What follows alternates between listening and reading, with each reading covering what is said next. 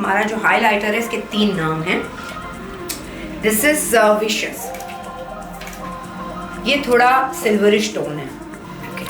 This is little goldenish brownish, थोड़ा savage, ये brownish है, सैवेज इज ब्राउनिश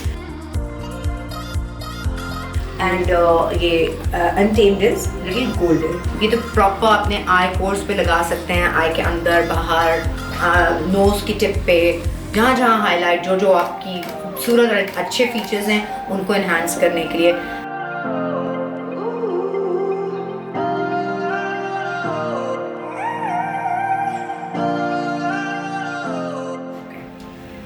नोज पर मुझे भी बहुत अच्छा लगता है, ये लुक बहुत अच्छा लगता है, स्पेशली सर्दियों के।